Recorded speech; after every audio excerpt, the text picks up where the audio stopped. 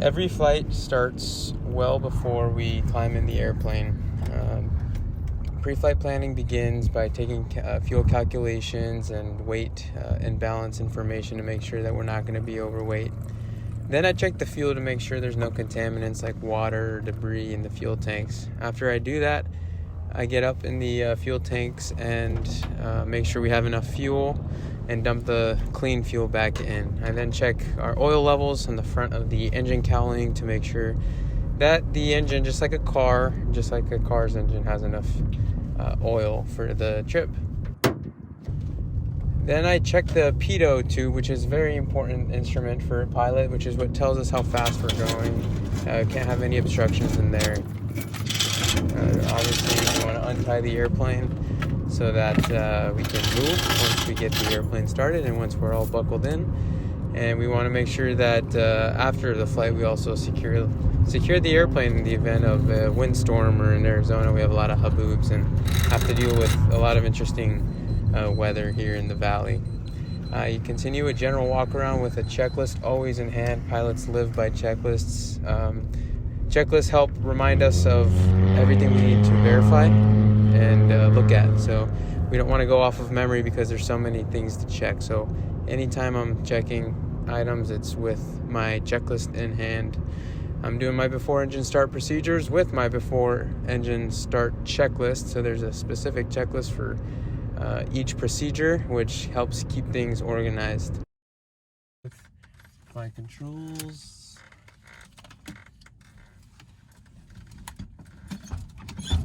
Frame correct. Master switch on. Beacon, throws, taxi, and landing lights on. Awesome. Brakes, alright. Avionics switches off. Perfect. Mixture full rich. Throttle 1/4 inch open. Carb heat is off. No priming. Clear prop! Here I'm getting to starting the engine and verifying the initial instrument checks, making sure everything looks good and sounds good. Here I'm sending fuel to the engine to get the engine started, and once I get it started, I start monitoring engine levels to adjust how much fuel we're sending to the engine based off of indications I'm getting on my instrument panel. Then I start getting my weather information for the airport that is broadcast on a frequency with my headset on. I get that weather information, and that information also helps me set my flight instruments and turning those dials to make sure everything is set for the flight. I then call the controller and let him know that I've done all the pre-flight and that I've gotten the weather information and then that I'm ready for takeoff, and I tell him specifically what I want. For this flight, I told him I wanted to go from Chandler over to Gateway, and then we were going to be coming back to Chandler for a quick flight. He gave me taxi instructions, and then we did our before takeoff check, our final check to make sure everything's working and is properly functioning and within limits.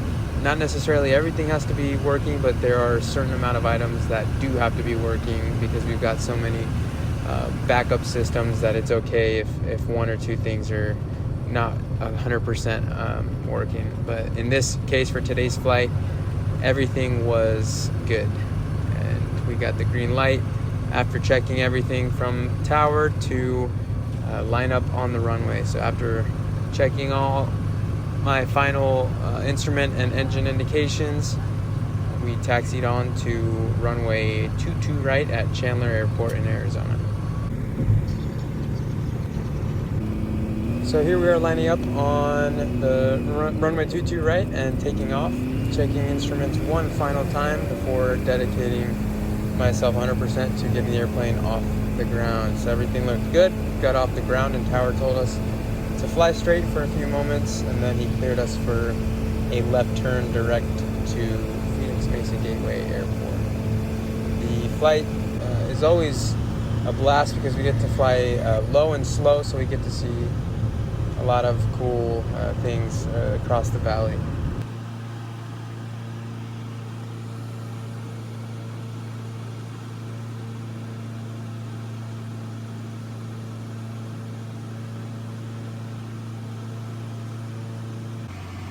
Once we get to our cruise altitude, I do a checklist and then start preparing for the final descent for this quick flight into Gateway.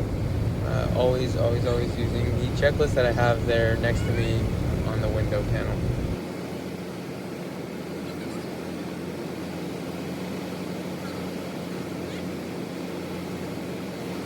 Gateway Tower told me to make a couple left turns for the runway, and so here I am making that first final turn into the runway. There's a Boeing 737 taxiing on the ground, getting ready for takeoff, and here's our landing at Gateway. This landing is called a touch and go. It's when you simply land it and immediately take off. So here we come in. We had a wind coming from our left pushing us to the right, so we had to combat that. And then as we rolled out, I checked my instruments just to make sure everything looked good, and off we went back to Chandler.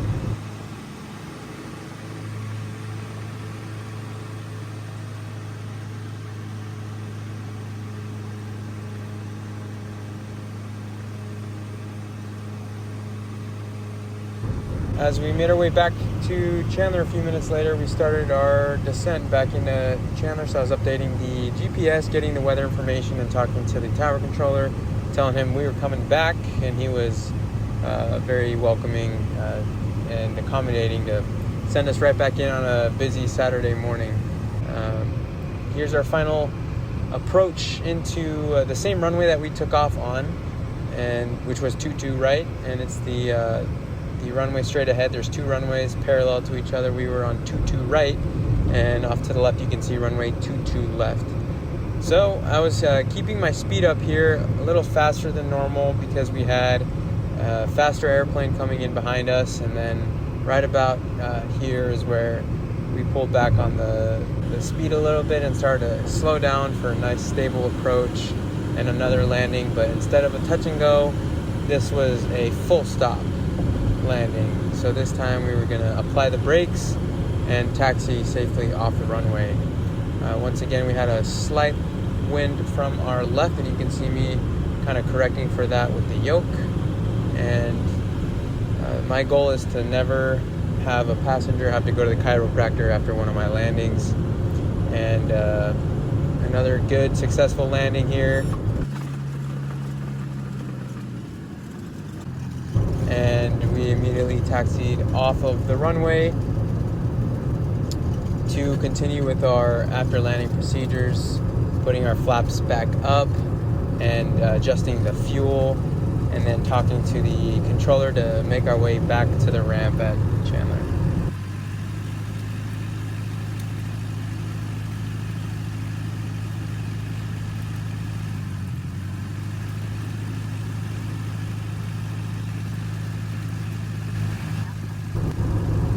After getting our taxi instructions, I verify on my map in front of me on the small screen that I know what roads to take according to the clearance that the controller gave me.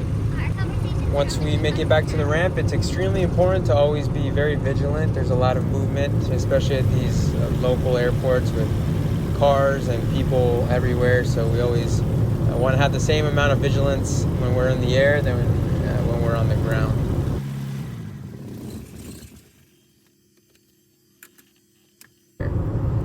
Then we shut down the airplane and secure it. We put a lock on the throttle.